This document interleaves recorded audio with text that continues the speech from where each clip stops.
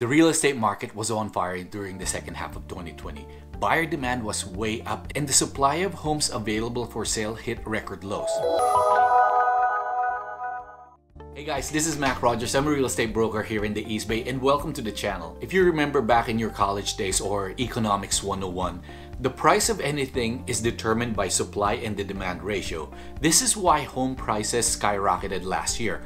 According to Dr. Lynn Fisher, Deputy Director of the Federal Housing Finance Agency or FHFA, house prices nationwide recorded the largest annual and quarterly increase in the history of the FHFA Home Price Index.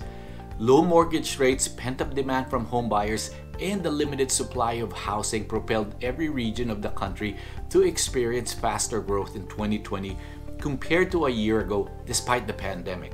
You know, when I first started my career in real estate, we had an inside joke in the industry that if Bay Area realtors such as myself were working in any other markets outside of the Bay Area or California, we would probably starve. That's because outside of the Bay Area, the typical marketing times for homes or how long you sell a house was anywhere from 60 days to 90 days. In fact, there are places that would take 6 months to a year to sell a house. Here in our market, anything that was still available after 3 weeks meant either there was something wrong with the house or it was severely overpriced and the seller won't budge. If you check out my latest market update video for my hometown in Castro Valley, I'll put a link here. That marketing time is down to less than 2 weeks now. Almost every market in the United States is experiencing a housing supply shortage. Everybody wants to get into action and not be left out. Multiple offers are happening everywhere. Now, it's still not as severe as what we experience here, but it's the same nonetheless. You know, in some cases, it's actually Californians that are creating this as they move out of California. Now, because of all this exuberance in the housing market, there's been a lot of grumbling or worry about a possible bubble or a housing crash on the horizon. Well, not according to the experts, not yet at least. Take a look at these projections. Here are the year-end home price appreciation numbers from the FHFA and two other prominent pricing indexes. The Federal Housing Finance Agency Home Price Index report says that they're projecting a 10.8% increase in housing prices. CoreLogic, 9.2%. S&P or Case-Shiller, 10.4%. These are huge numbers. Historically, home price appreciation is around 3% annually. To say that the past year was truly a remarkable time for homeowners as price appreciated substantially would be an understatement. Lawrence Yun, our senior economist at the National Association of Realtors, has this to say. A typical homeowner in 2020, just by being a homeowner, would have accumulated around $24,000 in housing wealth or equity. I've said it in my past videos. Real estate is one of those investments where you can buy it, borrow money to pay for it. In this case, you can borrow very cheaply right now. You get full use of the investment or the asset and you reap all the price appreciation. It's not like the banks are gonna tell you, hey, you only put 20% down so you only get 20% of the price gain. Look, if you bought a house last year for $1 million and you put 20% down and that house appreciated by, let's just say 5% last year, you gained $50,000 in equity right there.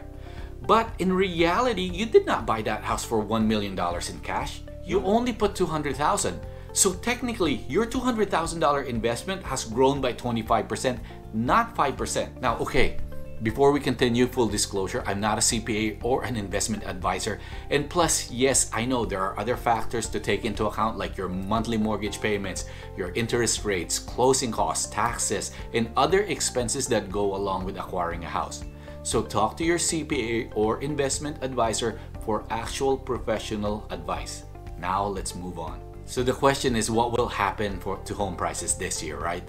Many experts believe that buyer demand will soften somewhat as mortgage rates are poised to bump up slightly. I did another video in which I will link here in regards to mortgage rates. Take a look at that one after this one. Some also believe that the inventory challenge will ease as more listings come to the market this year. Here in the Bay Area, this will continue to be a challenge.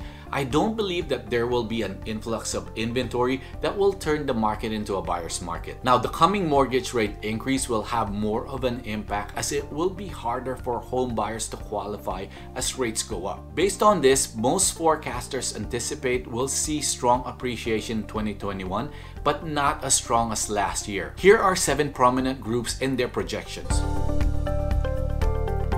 The Mortgage Bankers Association projects it to be as high as 10.3%. These are the people that lend money. I wonder what data or how they're interpreting the data that leads them to this forecast or conclusion. That's almost 4% higher than the next one.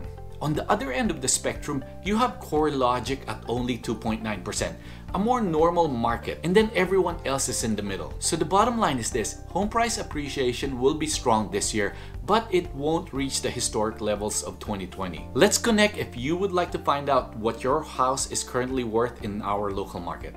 Have a great day.